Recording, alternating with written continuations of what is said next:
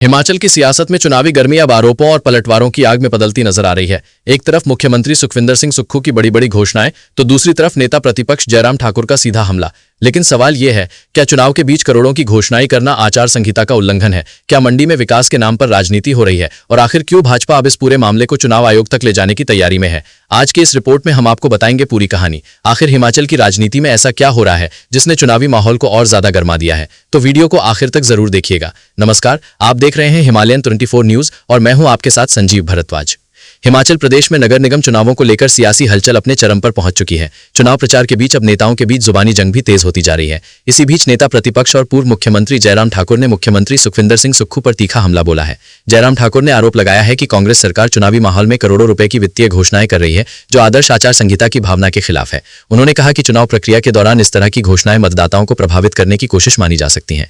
पूर्व मुख्यमंत्री ने दावा किया कि मंडी क्षेत्र में 50 लाख से लेकर 1 करोड़ रुपए तक की घोषणाएं की जा रही हैं। उनका कहना है कि जब चुनाव सिर पर हो उस समय इस तरह के फैसले कई सवाल खड़े करते हैं। उन्होंने साफ कहा कि भाजपा इस मामले को चुनाव आयोग के सामने उठाएगी और औपचारिक शिकायत भी दर्ज करवाई जाएगी। लेकिन कहानी सिर्फ यहीं तक सीमित नहीं है। जयराम ठाकुर ने कांग्रेस सरकार पर एक और बड़ा आरोप लगाया। उन्होंने कहा कि भाजपा सरकार के समय शुरू हुई कई महत्वपूर्ण विकास परियोजनाओं की रफ्तार मौजूदा सरकार ने धीमी कर दी। उन्होंने शिवधाम, सरदार पटेल यूनिवर्सिटी और मेडिकल यूनिवर्सिटी जैसी योजनाओं का जिक्र करते हुए कहा कि ये परियोजनाएं प्रदेश के विकास के लिए बेहद जरूरी थीं, लेकिन अब इनके काम पर असर पड़ा है। अब बड़ा सवाल ये उठता है कि अगर विकास कार्य पहले से चल रहे थे तो उनकी गति आखिर क्यों धीमी हुई? क्या ये सिर्फ राजनीतिक आरोप है या इसके पीछे कोई सच्चाई भी है? और क्या चुनाव से ठीक पहले की जा रही घोषणाएं वास्तव में जनता के हित में है या फिर वोट बैंक की राजनीति का हिस्सा?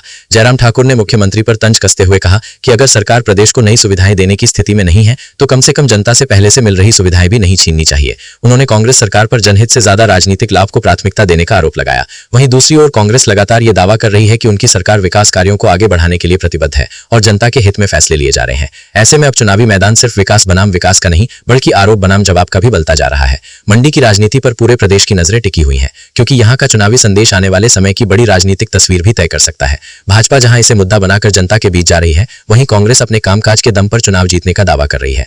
अब देखना दिलचस्प होगा कि चुनाव आयोग इस मामले में क्या रुख अपनाता है। क्या भाजपा की शिकायत पर कोई कार्रवाई होगी या फिर ये चुनावी बयानबाजी तक ही सीमित रह जाएगा? फिलहाल इतना तय है कि हिमाचल की राजनीति में चुनावी तापमान लगातार बढ़ता जा रहा है और आने वाले दिनों में आरोप प्रत्यारोप की ये लड़ाई और भी तेज हो सकती है। अगर आप हिमाचल की राजनीति और हर बड़ी खबर की सटीक जानकारी सबसे पहले पाना चाहते हैं तो वीडियो को लाइक करें, चैनल को सब्सक्राइब करें और बेल आइकन जरूर दबाएं।